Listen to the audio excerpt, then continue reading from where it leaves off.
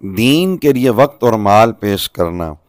صحابہ کرام علیہم رضوان کی مبارک زندگیوں کا مطالعہ کرنے سے معلوم ہوتا ہے کہ ان میں سے ہر ایک خدمت دین کو اپنا سب سے اہم کام سمجھتا تھا، باقی تمام امور بعد میں ہوتے تھے۔ ایسا نہیں کہ وہ تجارت اور زندگی کے دیگر ضروری کام نہیں کرتے تھے، بالکل کرتے تھے، مگر دین کی خدمت کے لیے وقت ضرور نکالتے اور اسے محبت رسول صلی اللہ علیہ وآلہ وسلم کا اہم تقاضا سمجھتے۔ سیدنا عمر فاروق رضی اللہ عنہ نے اپنے ایک انصاری پڑوسی کے ساتھ اپنے معاملے کا تذکرہ کرتے ہوئے فرمایا، کننا نتناوب النزول علی رسول اللہ ینزل یوما وانزل یوما،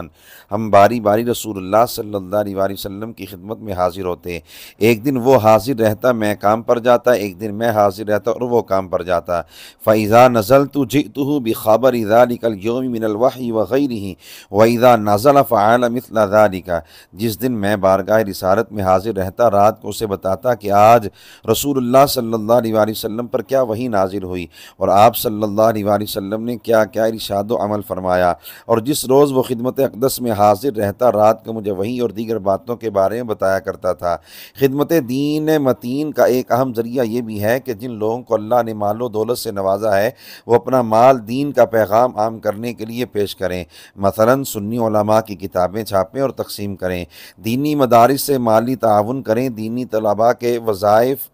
اسکالرشپ کا اہتمام کریں، مساجد کو آباد کریں اور دین کا کام کرنے والوں کی خدمت کریں۔ خدمت دین کے لیے سیدنا ابوبکر صدیق رضی اللہ تعالیٰ عنہ کا اپنا سب کچھ پیش کر دینا، سیدنا عمر فاروق رضی اللہ عنہ کا اپنا آدھا مال حاضر کر دینا، سیدنا عثمان غنی رضی اللہ تعالیٰ عنہ کا کئی مرتبہ جنت خریدنا اور دیگر مالدار صحابہ علیہم الرضوان کا انفاق معروف اور حیران کن ہے۔ ان کے ساتھ ساتھ ایسے حضرات بھی تھے جن کے پاس مال کی کثرت نہیں تھی مگر ان کا عمل بھی امت کے لیے نمونہ ہے۔ ایک موقع پر رسول اللہ صلی اللہ علیہ وآلہ وسلم نے لوگوں کو صدقہ کرنے کی ترغیب دلائی، مالدار صحابہ نے زیادہ مقدار میں مال پیش کیا، جبکہ سیدنا ابو عقیل انصاری رضی اللہ عنہ ایک سا یعنی تقریباً 4 کلو کھجوریں لائے۔ عرض کی حضور میں نے گزشتہ رات کو پانی نکالنے کی مزدوری کی تھی، اجرت کے طور پر 2 سا کھجوریں ملیں، آدھی گھر والوں کے کھانے کے لیے چھوڑ آیا ہوں اور بقیہ نصف خدمت دین کے لیے حاضر ہیں۔ نبی کریم صلی اللہ علیہ وآلہ وسلم نے وہ کھجوریں قبول فرمائیں۔ منافقوں نے مذاق اڑاتے ہوئے کہا،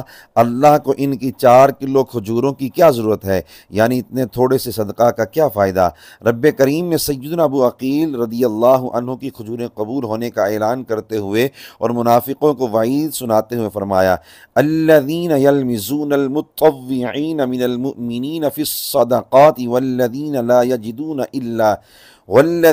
یجدون الا جہدہم فیسخرون منہم سخر اللہ منہم ولہم عذاب علیم۔ وہ منافق جو دل کھول کر خیرات دینے والے مسلمانوں کو طعنہ دیتے ہیں اور ان کو یعنی اعتراض کا نشانہ بناتے ہیں، جن کے پاس اپنی محنت کی مزدوری کے علاوہ کچھ نہیں ہے، تو وہ ان کا مذاق اڑاتے ہیں، اللہ انہیں ان کے مذاق اڑانے کی سزا دے گا اور ان کے لیے دردناک عذاب ہے۔